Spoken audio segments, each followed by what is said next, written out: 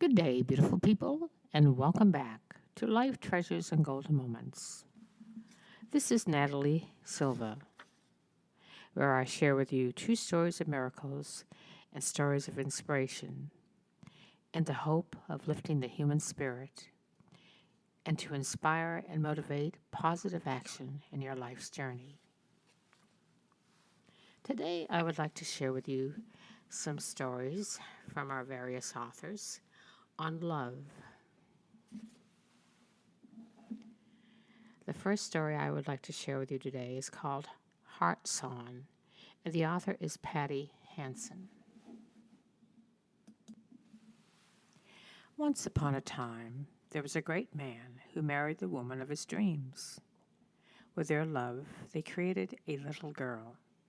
She was a bright and cheerful little girl, and the great man loved her very much. When she was very little, he would pick her up, hum a tune, and dance with her around the room. And he would tell her, "I love you, little girl." When the little girl was growing up, the great man would hug her and tell her, "I love you, little girl." The little girl would pout and say, "I'm not a little girl anymore."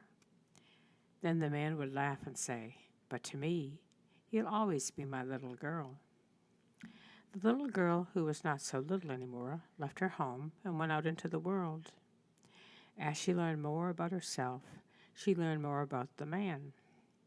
She saw that he truly was a great and strong man, for now she recognized his strengths. One of his strengths was his ability to express his love to his family. It didn't matter where she went in the world. The man would call her and say, "I love you, little girl." The day came when the little girl was not little anymore, and she received a phone call. The great man was damaged. He had had a stroke. He couldn't talk anymore, they explained to the girl, and they weren't sure that he could understand the words spoken to him. He could no longer smile, laugh, walk, hug, dance, or tell the little girl, who was not so little anymore, that he loved her. And so she went to the side of the great man. When she walked into the room and saw him, he looked small and not strong at all. He looked at her and tried to speak, but he couldn't.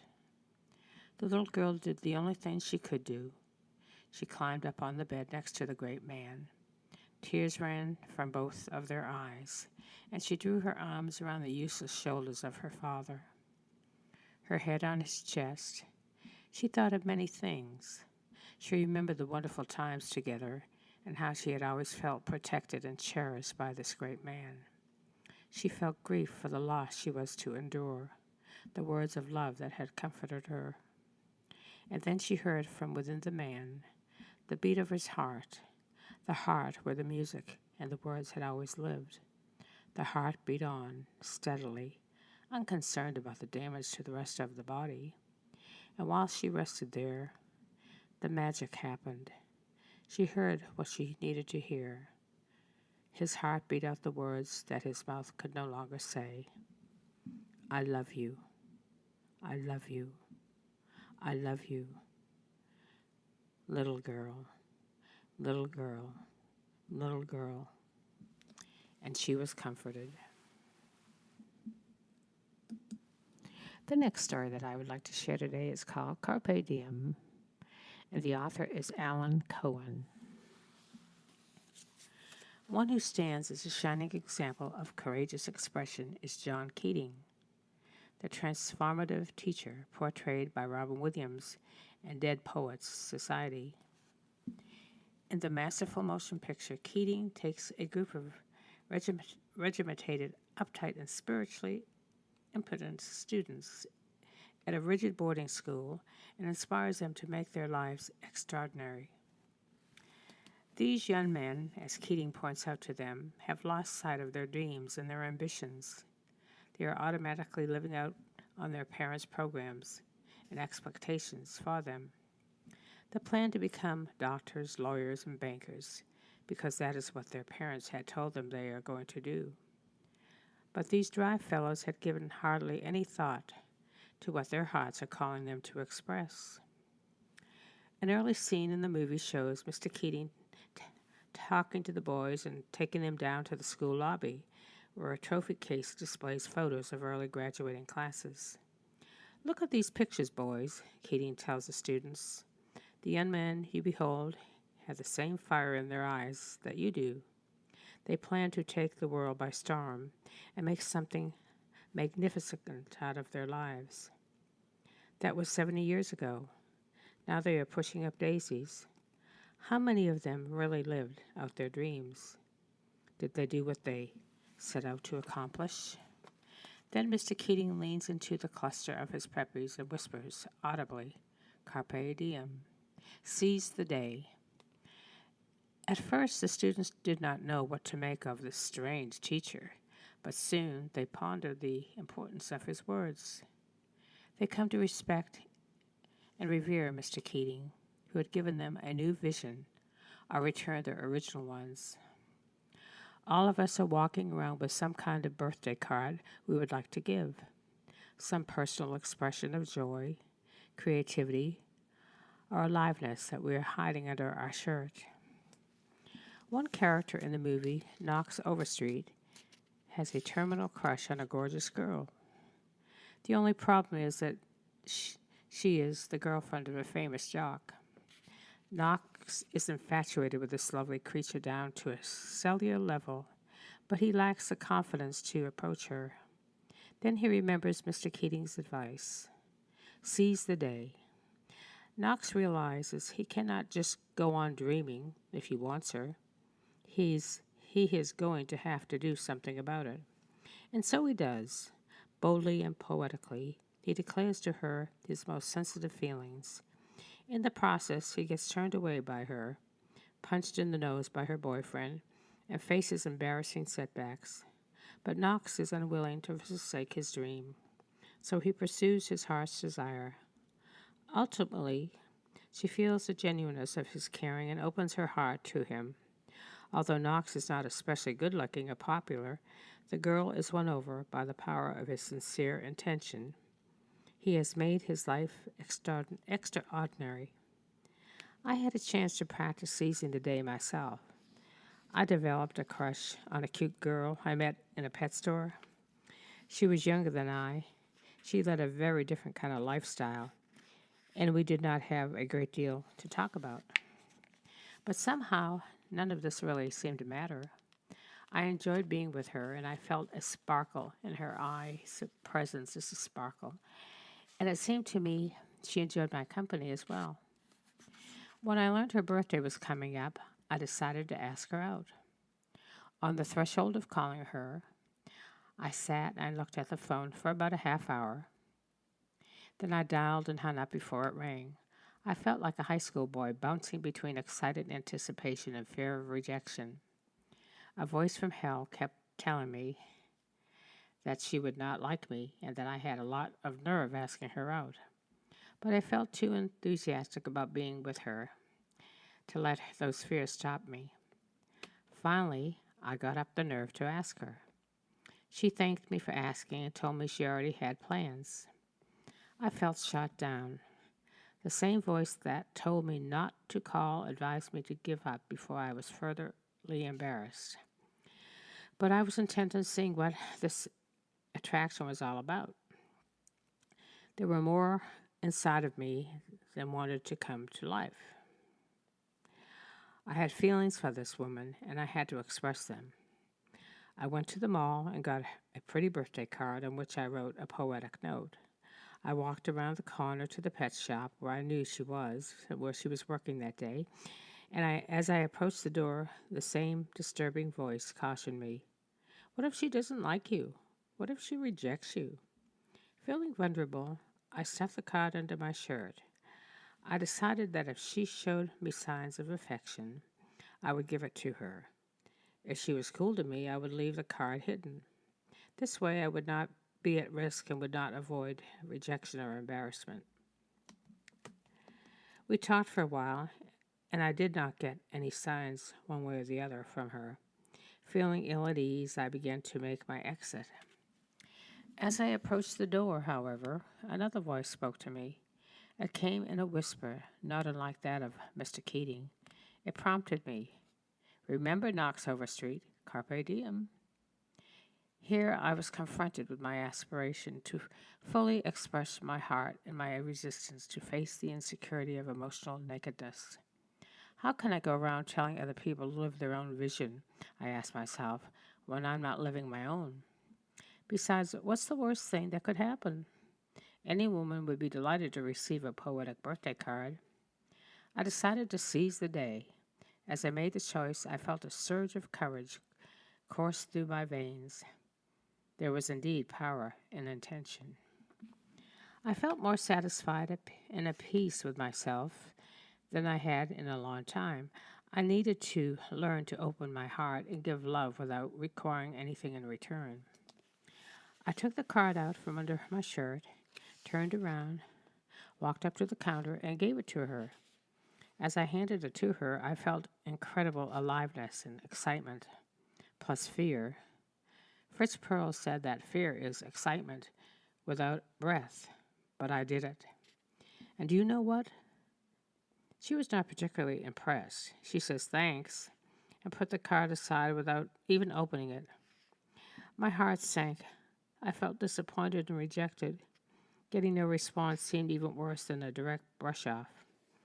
I offered a polite goodbye and walked out of the store. Then something amazing happened. I began to feel exhilarated, and a huge rush of internal satisfaction welled up within me and surged through my whole being. I had expressed my heart, and that felt fantastic. I had stretched beyond fear and gone out of the right on the dance floor. Yes, I'd been a little clumsy, but I did it. Emmett Fox said, "Do it trembling if you must, but do it." I had put my heart on the line without demanding a guarantee of the results. I did not give in order to get something back. I opened my feelings to her without any attachment to a particular response. The dynamics that are required to make any relationship work is just to keep putting your love out there. My exhilaration deepened to warm bliss.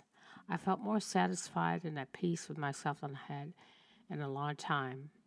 I realized the purpose of the whole experience. I needed to learn to open my heart and give love without requiring anything in return. This experience was not about creating a relationship with this woman. It was about deepening my relationship with myself. And I did it. Mr. Keating would have been proud, but most of all, I was proud. I have not seen the girl much since then, but that experience changed my life. Through this simple interaction, I clearly saw the dynamics that are required to make any relationship and perhaps the whole world work. Just keep putting your love out there. We believe that we are hurt when we don't receive love. But that is not what hurts us. Our pain comes when we do not give love. We were born to love. You might say that we are divinely created love machines. We function most powerfully when we are giving love. The world has led us to believe that our well-being is dependent on other people's loving us. But this is the kind of upside-down thinking that has caused so many of our problems. The truth is that our well-being is dependent on giving love. It is not about what comes back. It's about what goes out. And that is so true, my friends. We all need to do a little more of that, and maybe this world will be a better place. So thank you, Mr. Cohen, for that story. The next reading that I want to share with you was written by someone that was anonymous. They didn't want to give their name, but it's called The Rules of Being Human, Learning to Love Yourself. Number 1, you will receive a body. You may like it or hate it, but it will be yours for the entire period of this time around. Number 2, you will learn lessons. You are enrolled in a full-time informal school called life. Each day in the school, you will have the opportunity to learn lessons. You may like the lessons or think them irrelevant and stupid. Number 3, There are no mistakes, only lessons. Growth is a process of trial and error, experimentation, so to speak. The failed experiments as much a part of the process as the experiment that ultimately works. Number 4, a lesson is repeated until it's learned. We've all been there, haven't we? A lesson will be presented to you in various forms until you have learned it. When you have learned it, you can then go on to the next lesson. Number 5, learning lessons does not end. There is no part of life that does not contain its lessons. If you are alive, there are lessons to be learned. Number 6, there is no better than here. When you're there, here becomes a here. You will simply obtain another there that will again look better than here. Number 7, others are merely mirrors of you. You cannot love or hate something about another person unless it reflects something you love or hate about yourself. Number 8, what you make of your life is up to you. You have all the tools and the resources you need. What you do with them is up to you. The choice is yours. Number 9, your answers lie inside you. The answers to life's questions lie inside of you. All you need to do is look, listen, and trust. Number 10, you will forget all this. And number 11, you can remember it whenever you want. So thank you to Anonymous for that one. That was a pretty good one to think about, huh? The next couple of stories I want to share with you is on parenting. And it was said by George Bernard Shaw, perhaps the greatest social service that we can render by anybody to the country and to mankind is to bring up a family, and that is so true. And how we bring up our family is so important. So this is titled, Children Learn What They Live. And it was authored by Dorothy L. Nolte. If children live with criticism, they learn to condemn. If children live with hostility, they learn to fight. If children live with fear, they learn to be apprehensive. If children live with pity, they learn to feel sorry for themselves. If children live with ridicule, they learn to be shy. If children live with jealousy, they learn what envy is. If children live with shame, they learn to feel guilty. If children live with tolerance, they learn to be patient. If children live with encouragement, they learn to be confident. If children live with praise, they learn to appreciate. If children live with approval, they learn to like themselves. If children live with acceptance, they learn to find love in the world. If children live with recognition, they learn to have a goal. If children live with sharing, they learn to be generous. If children live with honesty and fairness, they learn what truth and justice are. If children live with security, they learn to have faith in themselves and those around them. If children live with friendliness, they learn the world is nice. It's a nice place in which to live. If children live with serenity, they learn to have peace of mind. So what are your children living? Food for thought. My final story that I'd like to share with you today has been authored by Betty B. Yuns. And the title is Why I Chose My Father to Be My Dad. I grew up on a beautiful sprawling farm in Iowa, raised by parents who are often described as the salt of the earth and the backbone of the community. They were all the things we know good parents to be: loving, committed to the task of raising their children with high expectations and a positive sense of self-regard. They expected us to do morning and evening chores, get to school on time, and get decent grades and be good people. There are 6 children. 6 children. It was never my idea that there should be so many of us, but then no one consulted me. To make matters worse, fate dropped me off in the middle of the American heartland in a most harsh and cold climate. Like all children, I thought there had been a great universal mistake and I had been placed in the wrong family, most definitely in the wrong state. I disliked coping around with all the elements. The winters in Iowa are so freezing cold that you have to make rounds in the middle of the night to see the livestock aren't stranded in a place where they would freeze to death. Newborn animals have to be taken in the barn and sometimes warmed up in order to be kept alive. Winters are that cold in Iowa. My dad, an incredibly handsome, strong, charismatic, and energetic man, was always in motion. My brothers and sisters and I were in awe of him. We honored him and held him in the highest esteem. Now I understand why. There were no inconsistencies in his life. He was an honorable man, highly principled. Farming was his chosen work, was his passion. He was the best. He was at home raising and caring for animals. He felt at one with the earth and took great pride in planting and harvesting the crops. He refused to hunt out of season, even though deer, pheasants, quail, and other game roamed our farmlands in abundance.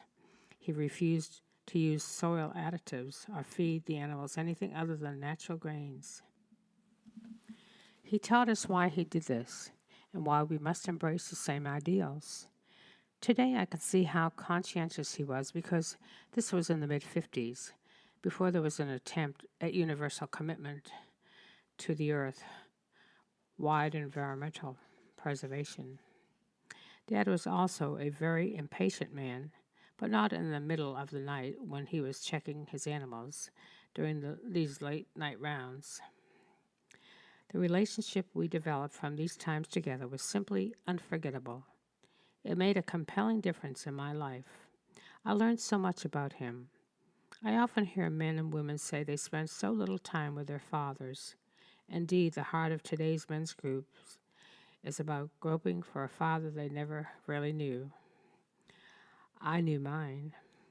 Back then I felt as if I was secretly his favorite child, although it's quite possible that each of us 6 children felt the same way.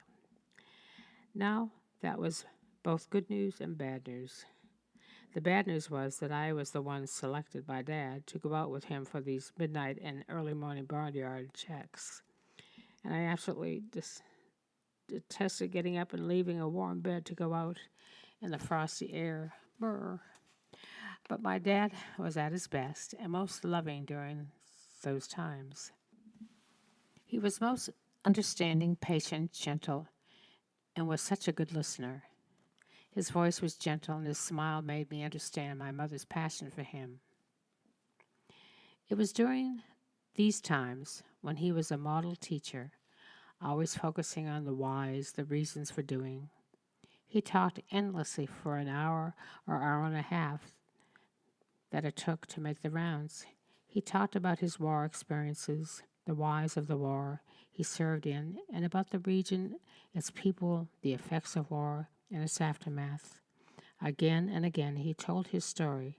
In school I found history all the more exciting and familiar. He talked about what he'd gained from his travels and why seeing the world was so important. He instilled a need and love of traveling. I had worked in or visited some 30 countries by the time I was 30 years old. He talked about the need and love of learning and why a formal education is important, and he talked about the difference between intelligence and wisdom. He wanted so much for me to go beyond my high school degree. You can do it, he said over and over. You're a burrs. You're bright, you have a good mind, and remember, you're a burrs. There was no way I was going to let him down. I had more than enough confidence to tackle any course of study. Eventually, I completed a PhD and later earned a second doctorate. Though the first doctorate was for Dad and the second for me, there was definitely a sense of curiosity and quest that made both easy to attain. He talked about the standards and values, developing character, and what it meant in the course of one's life. I write and teach on a similar theme. He talked about how to make and evaluate decisions, when to cut your losses and walk away, and when to stick it out, even in the face of adversity. He talked about the concept of being and becoming, not just having and getting. I still use the phrase, never sell out your heart, he said. He talked about gut instincts and how to cipher between those and emotional selves and how to avoid being fooled by others. He said, always listen to your instincts. Know that all the answers you ever need are within you. Take quiet time alone. Be still enough to find the answers within, and then listen to them. Find something you love to do, then live a life that shows it. Your goals should stem from your values, and then your work will radiate your heart's desire. This will divert you from all silly distractions that will only serve to waste your time. Your very life is about time, how much you can grow in whatever years you are given. Care about people, he said, and always respect Mother Earth. Wherever you shall live, be sure you have full view of the trees, sky, and the land. My father, when I reflect on how he loved and valued his children, I am generally sorry for the youth who will never know their fathers in this way, or will never feel the power of character, ethics, drive, and sensitivity all in one person, as I do in mine. My dad modeled what he talked, and I always knew he was serious about me. I knew he felt me worthy, and he wanted me to see that worth.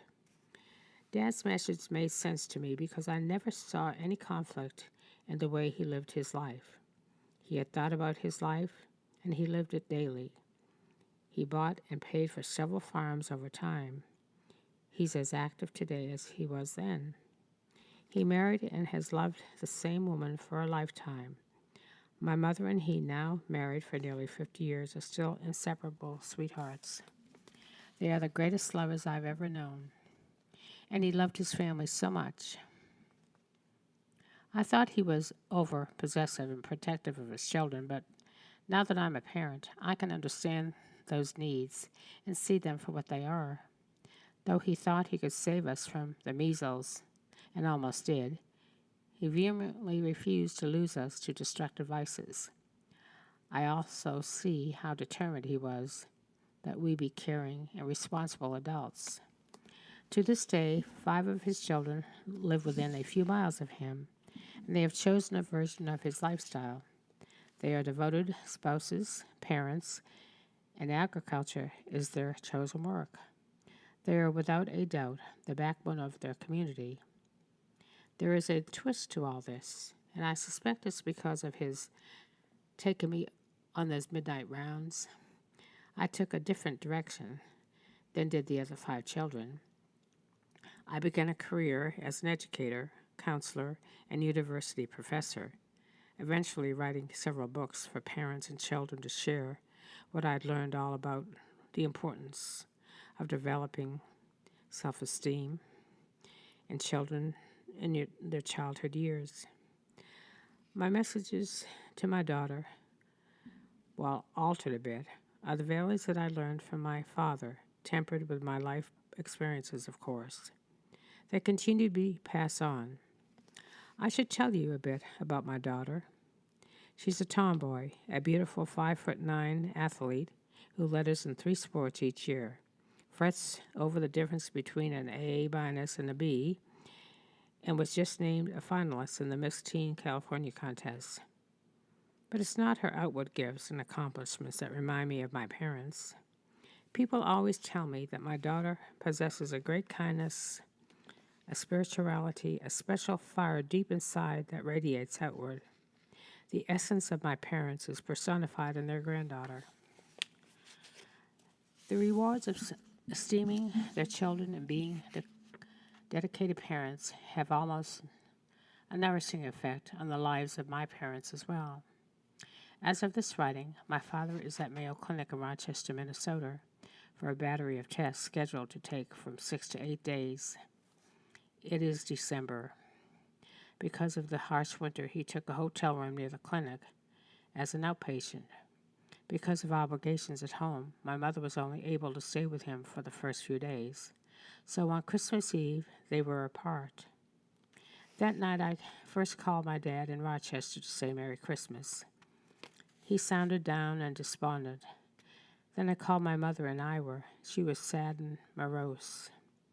This is the first time your father and I have ever spent the holidays apart, she lamented. It's just not Christmas without him. I had 14 dinner guests arriving, all ready for a festive evening. I returned to cooking, but not being able to get my parents' dilemma fully off my mind, I called my oldest sister. She called my brothers. We conferenced by the phone. It was settled, determined that our parents should not be without each other on Christmas Eve. My younger brother would drive the 2 hours to Rochester to pick up my father and bring him home without telling my mother. I called my father to tell him of the plans.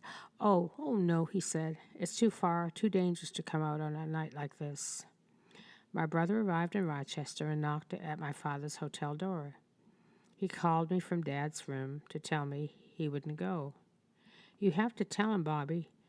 You're the only one he'll listen to. Go, Dad, I said gently. He did. Tim and my dad started for Iowa.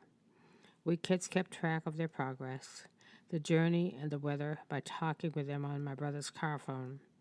By now, all my guests had arrived and all were a part of this ordeal. Whenever the phone rang, we put it on the speakerphone so we could hear the latest. It was just past 9 o'clock when the phone rang, and it was Dad on the car phone. Bobby, how can I possibly go home without a gift for your mom? It would be the first time in nearly 50 years I didn't get her perfume for Christmas. By now, my entire dinner party was engineering this plan. We called my sister, get the names of the nearby open shopping centers so they could stop for the only gift my dad would consider giving my mom. The same brand of perfume he has given her every year at Christmas. At 9:52 that evening, my brother and my dad left a little shopping mall in Minnesota for the trip home. At 11:50, they drove into the farmstead. My father, acting like a giggling schoolboy, stepped around the corner of the house and stood out of sight. Mom, I visited Dad today and he said to bring you his laundry, my brother said as he handed Mom the suitcases. Oh, she said softly and sadly, I miss him so much. I might as well do these now. Said my father, coming from his hiding. You won't have time to do them tonight. After my brother called me to relay the touching scene between our parents, these two friends and lovers, I phoned my mother. Merry Christmas, Mother. Oh, you kids, she said, in a crackling voice, choking back tears. She was unable to continue. My guests cheered. Though I was 2,000 miles away from them, it was one of the most special Christmases I have ever shared with my parents. And of course, to date, my parents have not been apart on Christmas Eve. That's the strength of children who love and honor their parents. And, of course, the committed and marvelous marriage my parents share. Good parents, Jonas Salk once told me, give their children roots and wings. Roots to know where home is, wings to fly away and exercise what's being taught them. If gaining the skills to lead one's life purposefully and having a safe nest and being welcomed back to it, it is the legacy of parents, then I believe I chose my parents well. It was this past Christmas that I most fully understood why it was necessary that these two people be my parents. The winds have taken me around the globe, eventually to nest in lovely California. The roots my parents gave me will be an indelible foundation forever. What a beautiful story and a beautiful example. My goodness. In closing today, I'd like to share the poem written by Mother Teresa called Love. Love, the one creative force. Spread love everywhere you go. First of all, in your own house. Give love to your children, to your wife, your husband, your pets, to a next door neighbor. Let no one ever come to you without leaving better and happier. Be the living expression of God's kindness, kindness in your face, kindness in your eyes, kindness in your smile, and kindness in your warm greeting. That was written by Mother Teresa. What a beautiful, beautiful poem and beautiful thoughts to think about. In closing today, I'd like to also share a special ending song that was once performed by Roger Whittaker, and it's called You Are My Miracle. Each of us has a miracle in our lives. We just need to look around and find them. I know you do. Until next time, take care, stay well, and may God bless. This is Natalie Silva with Life Treasures and Golden Moments.